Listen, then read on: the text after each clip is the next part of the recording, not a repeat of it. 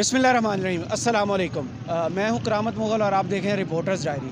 Election commission ने अपना फ़ैसला तो सुना दिया, अवाम अपना फ़ैसला यहाँ फैज़ाबाद में सुना रहे हैं, सड़कों पर हैं। इनको 4 बजे से लेकर अब तक ये सड़कों पर हैं, अपना एहतजाज रिकॉर्ड करवा रहे हैं, शेलिंग का सामना कर रहे हैं, पथराव का सामना कर रहे हैं। खान साहब के बयानिए के साथ डट के खड़े हैं।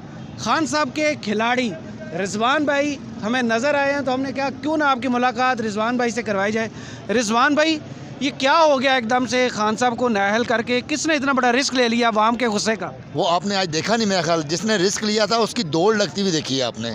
और मैं सोच रहा था कि अभी तो इसने दौड़ लगा ली, गाड़ी में बैठ गया है। इसने आज नहीं तो कल रिटायर होना है, और रिटायर होने के बाद पाकिस्तान में या पाकिस्तान से बाहर कहीं भी रहना है। तो पाकिस्तान तहरीक इंसाफ के जो कारकुनान है वो पाकिस्तान में भी और पाकिस्तान के बाहर भी जिस तरीके से इस्तकबाल करते हैं घुसपैठियों का, चोरों का, लुटेरों का, डाकुओं का, करप्ट लोगों का, इन सेल्फिश लोगों का, जिन्होंने सिर्फ अपनी नस्लों के बारे में सोचा, इस मुल्क की नस्ल के बारे में नहीं सोचा, तो वो आपके सामने नज़र आ रहा है। मरियम औरंगज़ेब के साथ क्या होता है, मरियम नवाज़ के साथ क्या होता है, और आजकल जो गंदे किस्म के सहाफ़ी हैं, माजरत के साथ कौसर जैसे सहाफ़ी जो उनके दलाल बने हुए हैं, उनके फ्लैटों के आगे खड़े होकर उनके पर्सनल पालतू बन गए हैं, उनके साथ भी बुरा सलूक हो रहा है। तो जहाँ तक नाअहली की बात है वो तो इंशाल्लाह कल या परसों हम उड़ा देंगे हवा में, अल्लाह खैर करेगा। हाई कोर्ट तो ये लोगों ने जो समोटो ली है, इस पर आप क्या कहेंगे? ये एक्सपेक्टेड था कि इतने लोग ऐसे सैकड़ों की तादाद में आएंगे और खान साहब के साथ खड़े हो जाएंगे? सैकड़ों की तादाद नहीं, यहाँ हज़ारों की तादाद है। ये अभी आप एक साइड देख रहे हैं, इसी तरह ये दूसरी साइड IJP रोड है, तीसरी साइड चकशेजाद वाली रोड है, चौथी साइड खन्ने वाली रोड है, फिर 12 कऊ उस परली तरफ, क्योंकि 27 किलोमीटर की हुकूमत है, आपको पता है। सप्लाई लाइन है आपको, हाँ आपको पता है 27 किलोमीटर की हुकूमत है। 27 किलोमीटर के हुक्मरानों में इतनी अकड़ है, इसलिए अल्लाह पाक ने इनसे इक़्तिदार वापस लिया पंजाब का, क्योंकि ये डिज़र्व ही नहीं करते थे। ये डिज़र्व करते थे, ये वो वाली इनको हुकूमत दी गई है जो नमरूद को मिली थी ना, और वो बैठ के जूते खाता था। पहले कोई सवाल ही आता था ना, वो कहता था पहले 10 जूते मेरे सर से मार, फिर मैं तेरी गाल सुनसा। अच्छा। तो अभी इनको जो हुकूमत मिली है ना वो इसी किस्म की मिली है। अभी जब भी कोई इनसे किसी को काम पड़ता है वो कहते हैं जी पहले हमारे सरों पे जूते मारो, फिर हम आगे काम करेंगे। तो ये भी वही पोजीशन अभी हुई है। ये देखें, वन साइडेड आप शो अभी देख रहे हैं पूरे पाकिस्तान में। पाकिस्तान तहरीक इंसाफ के कारकुनों ने यह साबित किया है कि इस मुल्क की फेडरल की एक ही जमात है जो वफाक को और चारों सूबों को, 5 सूबों को और कश्मीर को इकट्ठा रख सकती है, तहरीक इंसाफ है।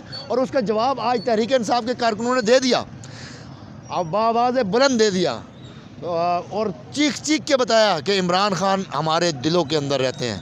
और वासिफ़ अली वासिफ़ रहमतुल्लाह अलैह फरमाते थे कि अगर किसी के ऊपर अल्लाह का फजल हो जाए ना तो उसके रास्ते में नहीं आना, उसके रास्ते में जो भी आएगा वो तबाह बर्बाद। तो ये रास्ते में आ गए, तो ये रास्ते में आ गए हैं। अब इमरान खान के ऊपर अल्लाह का फजल हुआ है, वो जिधर भी हाथ डालता है, ये जो चाल चलते हैं ना, अल्लाह ताला इनके ऊपर उल्टी मारता है और ऐसा पटका मारता है इनको कि दोबारा उठने काबिल नहीं होते, फिर दोबारा एक दूसरे के 10। आपने देखा नहीं रियाज पीरज़ादा ने क्या कहा कि मेरे बस में कुछ नहीं है, रजीम मेरे नहीं, आपने इमेजिन नहीं किया। रियाज पीरज़ादा सिटिंग गवर्नमेंट का sitting federal minister floor of the house खड़े होकर क्या कह रहा है कि मेरे बस में कुछ नहीं है, हमारे बस में कुछ नहीं है। अख्तर मैंगल कह रहा है कि कभी हमें उधर फेंका जाता है, कभी हमें इधर फेंका जाता है, कभी हमें अपने लिए इस्तेमाल किया जाता है, कभी। अब वो तो बार बार कहते हैं हम कंबल को नहीं छोड़ते, कंबल उन्हें नहीं छोड़ते। नहीं, बात ये नहीं है।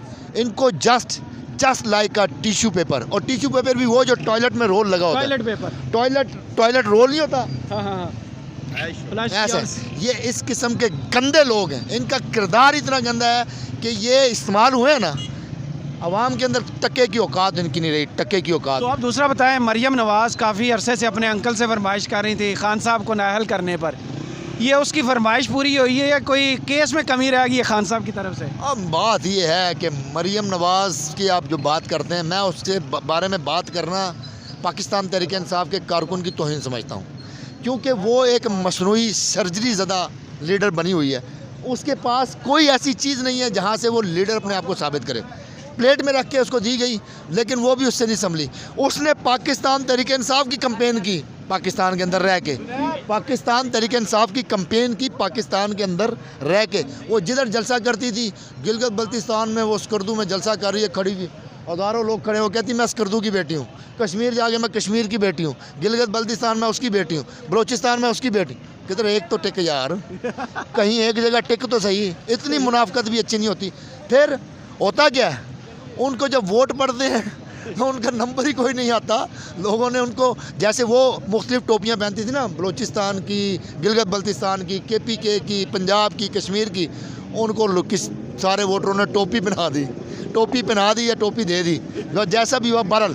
तो उनके बारे में बात ना ही करें तो बेहतर है। थर्ड क्लास किस्म की। नवाज शरीफ बार बार कहते थे कि मुझे लेवल प्लेइंग फील्ड दी जाए, लेवल प्लेइंग फील्ड। तो ये क्या लेवल प्लेइंग फील्ड के लिए ये फैसला आया है, और इसके बाद क्या आप देख रहे हैं कि नवाज शरीफ वापस आने का रिस्क लेगा? सर मैं कह रहा हूँ कि नवाज शरीफ की वापसी तो आप भूल जाएं। जिस तरह कहते ना कि मैं होने थे बड़ी भैड़ी जी गल हो जाएगी, मैं करना ना, नहीं। ना। नवाज शरीफ वो बांझ है, वो बांझ सियासतदान है जो अब दोबारा वज़ीर आज़म नहीं बन सकता। नवाज शरीफ वो बांझ सियासतदान है कि उसकी हुकूमत भी अब दोबारा इक़्तिदार में नहीं आ सकती, क्योंकि इमरान खान ने 6 सीटों पे, लोगों को पता था इसने असम्बली में नहीं जाना। देखिए कितनी मज़ेदारी की बात। मुझे पता है मेरे खान ने असम्बली नहीं जाना, मुझे पता है कि उसने इलेक्ट होते ही रिज़ाइन कर देना है। लोगों ने सिर्फ इनको इनकी औकात दिखाने के लिए और इमरान खान से मोहब्बत साबित करने के लिए उनको वोट डाले। और वो जो एक टके का बंदा, चोर का बेटा यूसुफ रज़ा गिलानी, वो हार चोर का बेटा, वो जो सैलाब जदगान का हार, जिन्होंने जलजला जदगान का चोरी कर लिया था, आपको शायद याद हो, उनके घरों से बरामद हुआ था। उनके घर से क्या क्या नहीं बरामद हुआ। मैं बड़े माजन, मैं मुल्तान से हूँ तो मैं बता रहा हूँ, यूसुफ रज़ा गिलानी के घर से प्राइम मिनिस्टर हाउस के पर्दे बरामद हुए, रज़ाइयाँ, तलाइयाँ, कंबल, जुतियाँ वाशरूम की, वाशरूम के टावल, वाशरूम के साबुन, वाशरूम के टिशू, वाशरूम के शैम्पू, किचन के बर्तन, ये सारे उनके घर से बरामद हुए। रह गया सामान, इधर आ गया। और बात क्या करता है कि इमरान खान मेरे मुकाबले में खड़ा होता तो मैं उसको भी हरा देता और उससे ज़्यादा वोटों से हरा देता।